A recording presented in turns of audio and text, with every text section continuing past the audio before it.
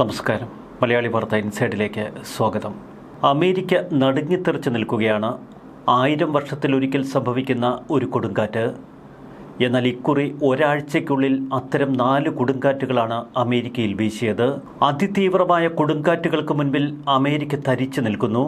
ആദ്യം ടെക്സാസിൽ ഉയർന്ന അതിഭയാനകമായ വെള്ളപ്പൊക്കം, തൊട്ടു പിന്നാലെ നോർത്ത് കരോലീനയിൽ അതിശക്തമായ വെള്ളപ്പൊക്കം, പിന്നീട് ന്യൂ മെക്സിക്കോ, ഇല്ലിനോയ്സ് എന്നിവിടങ്ങളിലാണ് പ്രകൃതി ദുരന്ത താണ്ഡവമാടിയത്. ഒരാഴ്ചയ്ക്കുള്ളിലാണ് ഈ 4 ദുരന്തങ്ങൾ അമേരിക്കയിൽ പെയ്തിറങ്ങിയത്. സാധാരണയായി ഏതെങ്കിലും ഒരു പ്രദേശത്ത് ഇത്തരം ദുരന്തം സംഭവിക്കാനുള്ള സാധ്യത വിദഗ്ധർ കണക്കുകൂട്ടുന്നത് 0.1% മാത്രം. 0.1% മാത്രം സാധ്യതയുള്ള അതിതീവ്രമായ വെള്ളപ്പൊക്കങ്ങളാണ് 4 ഒരാഴ്ചയ്ക്കുള്ളിൽ അമേരിക്കയിൽ കാണപ്പെട്ടത്. ഇത്തരം തീവ്രമായ മഴ പെയ്യുന്ന സംഭവങ്ങളിൽ ഏതെങ്കിലും ഒന്ന് ഒരു നിശ്ചിത വർഷത്തിൽ സംഭവിക്കാനുള്ള സാധ്യത കുറവാണ്. എന്നാൽ ഇക്കുറി അമേരിക്കയിൽ സംഭവിച്ചതാവട്ടെ ഒരാഴ്ചയ്ക്കുള്ളിൽ 4 അതിഭയാനകമായ കൊടുങ്കാറ്റും വെള്ളപ്പൊക്കവും. രാജ്യത്തിൻ്റെ വിവിധ ഭാഗങ്ങളിൽ ഒരാഴ്ചയ്ക്കുള്ളിൽ ചരിത്രപരവും റെക്കോർഡ് ഭേദിക്കുന്നതുമായ സംഭവങ്ങൾ കാണുന്നത് കൂടുതൽ ആശങ്കാജനകമാണ് എന്ന് അമേരിക്കയുടെ വിദഗ്ധർ പറയുന്നു.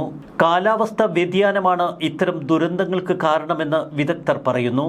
കഴിഞ്ഞയാഴ്ച സെൻട്രൽ ടെക്സസിലെ ഹിൽ കൺട്രി മേഖലയിൽ 6 കൗണ്ടികളിലായി കുറഞ്ഞത് 120 പേരാണ് വെള്ളപ്പൊക്കത്തിൽ മരിച്ചത്. ഇനിയും ആളുകളെ കണ്ടെത്തേണ്ടിയിരിക്കുന്നു ആ മേഖലയിൽ. കനത്ത മഴയെ തുടർന്നുണ്ടായ വെള്ളപ്പൊക്കത്തിൽ കെർവിലിനടുത്തുള്ള ഗ്വാഡ്ലാപ്പ് നദി 90 മിനിറ്റിനുള്ളിൽ 20 അടിയിലധികം കരകവിഞ്ഞൊഴുകി. റോഡുകൾ ഒലിച്ചുപോയി. പ്രദേശത്ത് വ്യാപകമായ നാശനഷ്ടങ്ങൾ സംഭവിച്ചു. ഗ്വാഡ്ലൂപ്പ് നദിക്കരയിലുണ്ടായ ഒരു ക്യാമ്പിൽ പങ്കെടുത്തുകൊണ്ടിരുന്ന നിരവധി പെൺകുട്ടികൾ വെള്ളപ്പൊക്കത്തിൽ ഒലിച്ചുപോയി. രക്ഷാപ്രവർത്തനം ഏറെ ദുസ്സഹമായിരുന്നു മേഖലയിൽ.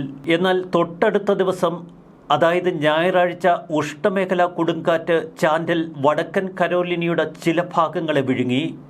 ഇതോടെ വടക്കൻ കരോലിന പൂർണ്ണമായി വെള്ളത്തിലായി.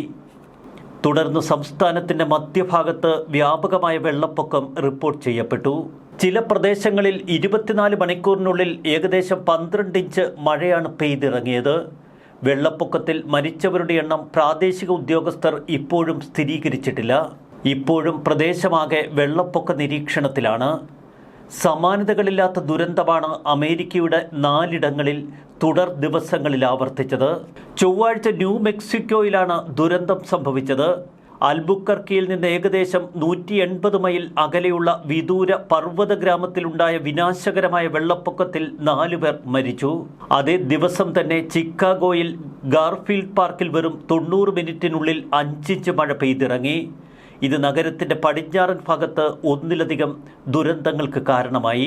4 സംഭവിച്ച ഭയാനകമായ വെള്ളപ്പൊക്കമാണ് അമേരിക്കയെ ഭീതിയിലാഴ്ത്തുന്നത്. സാധാരണഗതിയിൽ 1000 വർഷത്തിലൊരിക്കൽ മാത്രം സംഭവിക്കുന്ന ദുരന്തങ്ങൾ എങ്ങനെ ഒരാഴ്ചയ്ക്കുള്ളിൽ ഇത്രയധികമായി 4 കാണപ്പെട്ടു? നിങ്ങൾ എവിടെയാണോ താമസിക്കുന്നത് ആ മേഖലയിൽ ഇത്രമാത്രം ദുരന്തത്തിലാഴ്ത്തുന്ന ഒരു വെള്ളപ്പൊക്ക ഭീഷണി ഉണ്ടാവാനുള്ള സാധ്യത 0.1% മാത്രമാണ്. എന്നിട്ടും 4 ഈ ദുരന്തം ഒരാഴ്ചയ്ക്കുള്ളിൽ വിഴുങ്ങിയിരിക്കുന്നു. കൊളറാഡോ സ്റ്റേറ്റ് യൂണിവേഴ്സിറ്റിയിലെ കൊളറാഡോ ക്ലൈമറ്റ് സെൻറ്റർ ഡയറക്ടർ ഇത് സംബന്ധിച്ച തികഞ്ഞ ആശങ്കയാണ് പ്രകടിപ്പിക്കുന്നത്. ലോകത്ത് പൊതുവെ ചൂട് കൂടുന്ന ഒരു പ്രതിഭാസമാണ് ഇപ്പോൾ കാണപ്പെടുന്നത്. അതുകൊണ്ട് തന്നെ കൊടുങ്കാറ്റുകൾ ഉണ്ടാവാനുള്ള സാധ്യത ഏറെയാണ് എന്ന് ശാസ്ത്രജ്ഞർ പറയുന്നു. ലോകത്തിൻ്റെ ഒരു ഭാഗത്ത് അതിശക്തമായ ഉഷ്ണതരംഗം, മറുവശത്ത് കൊടുങ്കാറ്റ് ഭീഷണി. അന്തരീക്ഷത്തിലുള്ള വെള്ളം പെട്ടെന്ന് കൊടുങ്കാറ്റിൽ മഴയായി പെയ്തിറങ്ങുന്നു. ചൂടുള്ള അന്തരീക്ഷത്തിൽ കൂടുതൽ വെള്ളം അടങ്ങിയിരിക്കാൻ കഴിയും. ഇത് കൊടുങ്കാറ്റുകളെ കരയിൽ വലിയ അളവിൽ മഴ പെയ്യിക്കാൻ പ്രാപ്തമാക്കുന്നു. ഗ്രഹം ചൂടാകുന്ന ഓരോ ഡിഗ്രി ഫാരൻഹീറ്റിലും അന്തരീക്ഷത്തിൽ ഏകദേശം 3% മുതൽ 4% വരെ ഈർപ്പം നിലനിർത്താൻ കഴിയുമെന്നാണ് വിദഗ്ധർ പറയുന്നത്. അതുകൊണ്ട് തന്നെ ഉഷ്ണതരംഗം ഏറിവരുന്ന കാലഘട്ടത്തിൽ അന്തരീക്ഷത്തിൽ കൂടുതൽ വെള്ളം അടങ്ങിയിരിക്കുന്നു. തൽക്ഷണം കൂടുതൽ വെള്ളം പുറന്തള്ളാൻ കാരണമാകും. ഇതാണ് പെട്ടെന്നുള്ള വെള്ളപ്പൊക്കങ്ങൾക്ക് കാരണം. കനത്ത മഴ പെയ്യുമ്പോൾ ഭൂപ്രകൃതിയും ഒരു പ്രധാന ഘടകമാകുമെന്നാണ് വിദഗ്ധർ പറയുന്നത്. അമേരിക്ക ഇനിയുള്ള ഒരാഴ്ച കൂടി അതീവ ജാഗ്രതയോടെ നിലകൊള്ളണമെന്നാണ് വിദഗ്ധർ ഉപദേശിക്കുന്നത്.